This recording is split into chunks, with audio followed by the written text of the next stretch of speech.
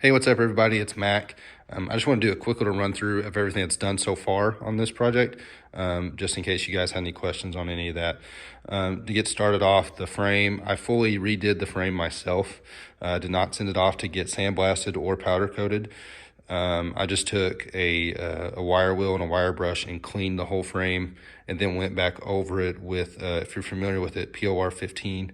Just got a little can of that and got some cheap little foam brushes from the dollar store and hand brushed the whole thing, and then came back over it with just a satin black top coat, just to kind of, for areas that might see a little bit of UV and whatnot, see some sunlight, just to kind of keep them protected, because POR 15, if you're not aware, is great stuff unless it sees like direct sunlight. It kind of does not like that. So if you've got something that's going to be seeing some direct sunlight, you need to put some kind of protective top coat on it. But yeah, that was a job. That is something, probably that alone will help convince me to never do this again, because this is enjoyable, but that was awful. That was just such a big project. Moving on to the back here. So rear end, stock rear end, is a truck GM 12 bolt, a little bit different than the cars. It has 410 gears. Those are actually from factory, and they work out perfect for what I'm wanting to do. I am going to try to get this rebuilt just to, freshen it up. It needs it. It's 40-something years old. It just needs to kind of have some tender loving care and whatnot. I've got a disc brake conversion that I'm going to be installing on this, hopefully today. We'll see. But that's basically it on that. As far as my suspension, my springs, it's stock height. I did not want to go with any kind of lift. I have a 7-foot door. I knew if I went with any bit of a lift, especially on these are known for, if you say you get a 4-inch lift or 3 or 4-inch lift, you end up being lifted between 6 and 7 inches. So I did not want to risk that. I want to make sure I can actually park this thing inside here. Now, I do want it to be known, even though it's going to be parked in here, it will be driven. I'm not doing all this work for it to just sit in here and collect dust, which is kind of makes me sad right now, because that's what the frame's doing. But it will be driven. I want to take this out, enjoy it, and I want to share it with other people. So no need to worry about that. But yeah, so I did want to make sure I can actually get it in here. They'll help protect it from the elements. And also, my wife's not very tall. She would like to ride in this, and I'd like to not have to put any kind of steps on it or anything. And so if we can keep it as low as possible while still running, I'm going to run 33-inch tall tires, which we're going to see. Depending on who you ask, it rubs or it doesn't rub. We'll see by the time we get it all together. But yeah, kind of the look and vibe that I'm trying to go for with this is I want to have that 70s, 80s kind of vibe going on with the cosmetics and the aesthetics and whatnot. So have accessories that are reminiscent of that time. Now, obviously, it's going to have all modern drivability and whatnot. So I have a new tank set up for fuel injection that just came in from Holley just a couple days ago.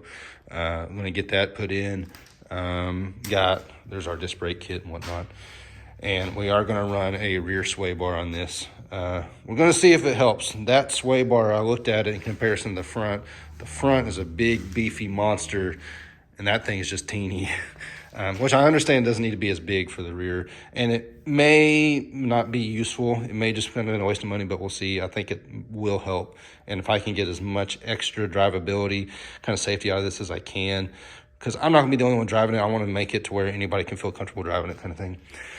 So coming over here to the motor, as I was talking about in the kind of the intro video, it is a LS 60, I think Gen 3 or so, LQ9, whatever.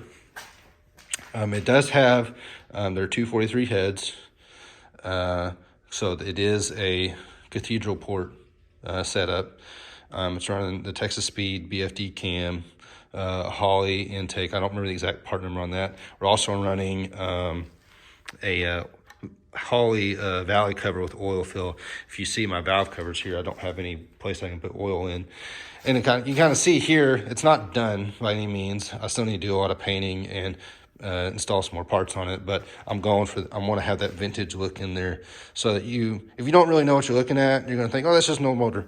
But obviously you'll be able to notice some specifics about it once you really get looking into it. I want to do a coil pack relocation. I don't know where I want to go with that yet. I know some people do the firewall, and some people do the cross member up here. I'd seen one done like that, but we'll see when we get there. What else with this? What else with this? I think that's basically the gist of this. There is one thing. They're kind of, I don't have these fully installed. They're just taped on to kind of keep dust and whatnot out of here. But in order to run these, I had to get some little spacers. I'm going to have to take these off at some point and show you guys those. They came from GSI Machine Fabrication. There's little adapters, spacers that let you bolt these on to these heads. Because obviously the LS valve covers are center bolt, and then this has the 4 perimeter bolts. So it lets you swap out and you run these valve covers. That's why I can run those. I say I can run them, they're just taped on. But by the time it's said and done, they'll actually be bolted on correctly and whatnot. But I think, honestly, for right now, that's the biggest bit of the progress that's been made. I am running all polyurethane bushings. That was a pain. Oh, my word.